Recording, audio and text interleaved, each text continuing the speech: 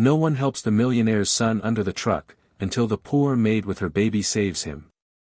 The story begins on a hot summer afternoon in a bustling American city, where wealth and poverty cross paths every day but rarely touch hearts, and where people are often too busy, too distracted, or too self-absorbed to notice the quiet battles of others. In a towering glass mansion at the edge of town lived Mr. Richard Wallace, a man whose name was carved into skyscrapers, shopping malls, and luxury hotels across the country. To the world, he was a symbol of success, but to those who worked in his household, he was a distant figure, too focused on business deals and reputation to notice the humanity around him. His only son, Daniel, barely 18, was the pride of his father, yet also the loneliest boy in that great house. Surrounded by money but starved of real affection, Daniel often sought escape beyond the gates, sneaking out in casual clothes to live, if only for an hour, as an ordinary boy. One afternoon, as the city's noises hummed in the distance and the sun painted golden stripes across the sidewalks, Daniel wandered to a busy street corner, far from the chauffeur-driven cars and polished marble floors he was used to. It was there, in the chaos of screeching brakes, impatient horns, and the rush of pedestrians, that fate set its stage. A delivery truck came speeding around the corner, its driver distracted by his phone, and in a matter of seconds, Daniel slipped on a loose patch of gravel and fell right into the truck's path.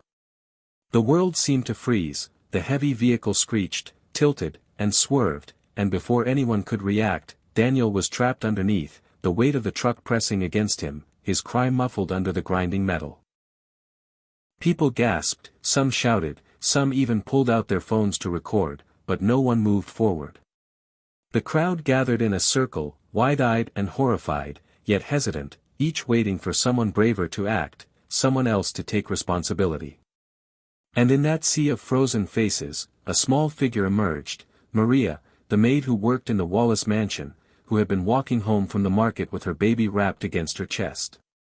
Her arms were tired from carrying groceries, her dress was faded, her shoes worn out, yet her heart was stronger than anyone else's that day.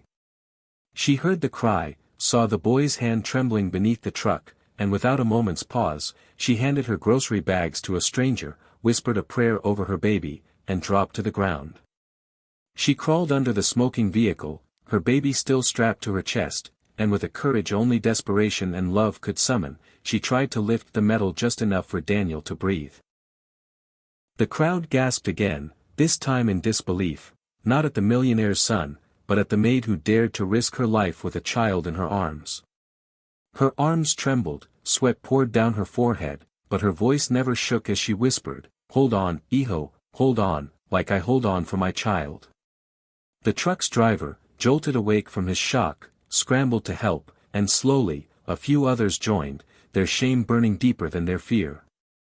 Together, they lifted just enough for Maria to pull Daniel out, his face pale, his leg twisted, but his chest rising with breath. She tore her shawl to stop his bleeding, rocking her baby with one hand and holding his wound with the other, whispering encouragement as if he were her own son. The ambulance came minutes later, and Daniel was rushed to the hospital, but the image of that poor maid with her baby saving the richest man's child lingered in everyone's mind long after the sirens faded. News spread fast. By evening, the story was everywhere. Maid saves millionaire's son from tragic accident. Reporters swarmed the hospital, the crowd replayed the moment again and again, but Maria never stayed for recognition. She quietly went home, cooked dinner with whatever little she had left, and kissed her baby goodnight, grateful for nothing more than life itself. But Daniel didn't forget. When he awoke in the sterile white hospital room, his father sitting silently beside him for once, his first words weren't about pain or fear but about the woman who saved him. "Find her," he whispered hoarsely. "Find Maria."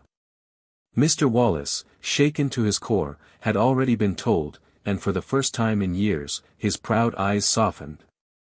Days later, when Maria was summoned to the mansion, she walked in nervously, clutching her baby, afraid she might lose her job for stepping into danger. But instead, Daniel ran to her, his crutches clicking against the floor, and hugged her with a sincerity he had never felt even from his own family. His father watched, tears threatening to fall, and in that moment, wealth meant nothing compared to the simple truth standing before him, that love, courage, and kindness were treasures far greater than all the riches he had amassed. Mr. Wallace raised her wages, yes, but more than that, he welcomed her as family, ensuring her baby would grow with opportunities, not struggles. And whenever people asked Daniel about that day, he never spoke of the accident or the pain, but of the woman who reminded him, and the world, that sometimes the poorest in possessions are the richest in heart. And so the story spread, not just across the city but across hearts everywhere, carrying a message too powerful to be ignored. When the world freezes in fear, it is often the ones who have the least who give the most, and true wealth is measured not by what we keep but by what we are willing to give away.